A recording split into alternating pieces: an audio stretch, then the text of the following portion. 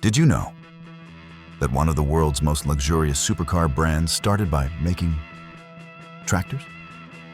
Yeah. Lambo, as in gold-plated V12 screaming midlife crisis on wheels, Lambo. Turns out, before Ferruccio Lamborghini was building automotive dreams, he was knee-deep in diesel engines and mud. Today, we're diving into how a humble tractor factory in post-war Italy turned into one of the biggest flexes on four wheels. This is Nobody Drives, and you're watching another episode of Did You Know? Where horsepower comes with history. Buckle up, this one's got gears, grudges, and a flaming hot Italian rivalry. Welcome to Nobody Drives. If you're into cars, the latest tech innovations, the rich history of automotive engineering, and everything that's shaping the way we drive, you're in the right place. Before we dive in, make sure to hit like, subscribe, and ring the bell so you never miss an episode about all things automotive, past, present, and future. Now, let's get into it. Picture this. It's the late 1940s. World War II is over, Italy's economy is in shambles, and people need to rebuild. Fast. Enter Ferruccio Lamborghini, a former mechanic in the Italian Air Force. Instead of going into racing or fashion, he looks around and says, "You know what Italy needs? Tractors." And he wasn't wrong. He starts cobbling them together using leftover war materials, literally repurposed military hardware. The engines? From Mars trucks. The transmissions. Whatever he could find that wasn't rusted through.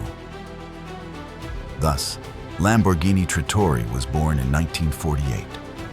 It was a huge hit. Farmers loved the affordability and reliability. Imagine it, a Lamborghini with a plow. Fast forward to the early 1960s. Ferruccio's now a very rich man thanks to his roaring tractor business.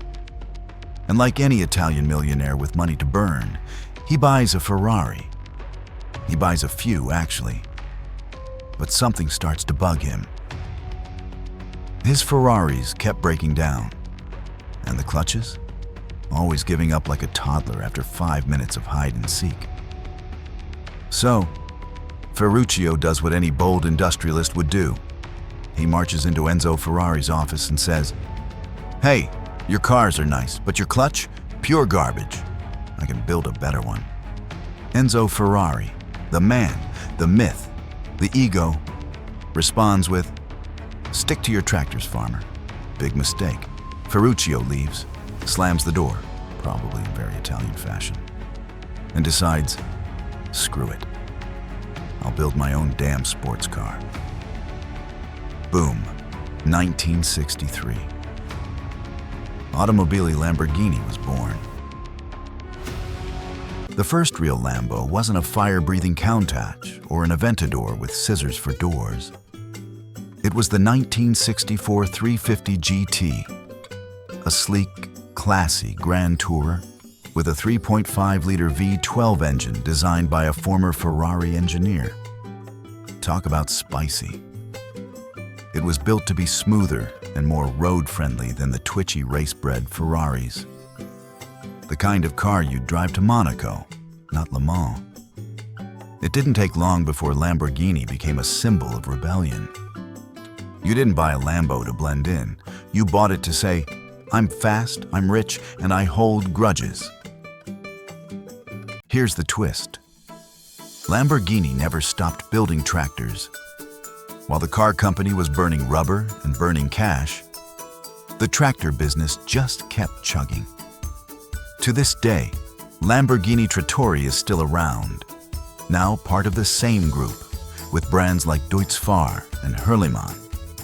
They make sleek, high-tech farming machines that look like something Darth Vader would drive to harvest space wheat. And yes, you can still buy a Lamborghini-branded tractor in Europe. Imagine rolling up to your vineyard in Tuscany like, Behold, my 230 horsepower mechanical stallion. So, what's the moral of this story? Sometimes, greatness starts in the mud. Ferruccio Lamborghini didn't just build cars, he built a legacy fueled by practicality, pettiness, and pure Italian passion. From diesel fumes to exhaust flames, the Lamborghini name has spanned two very different roads. One that feeds the world and one that feeds the ego. And that Ferrari versus Lamborghini beef, it gave us some of the most iconic supercars ever made. So next time you hear a Lambo roaring down the street, just remember, it all started with a man and a tractor. That's it for today's gear-grinding trivia. If you enjoyed this episode of Did You Know on Nobody Drives, give us a like, hit that subscribe button, and drop a comment. Would you rather own a Lamborghini tractor or a Ferrari with a bad clutch? And remember, in a world full of drivers, nobody drives like we do. See you in the next one.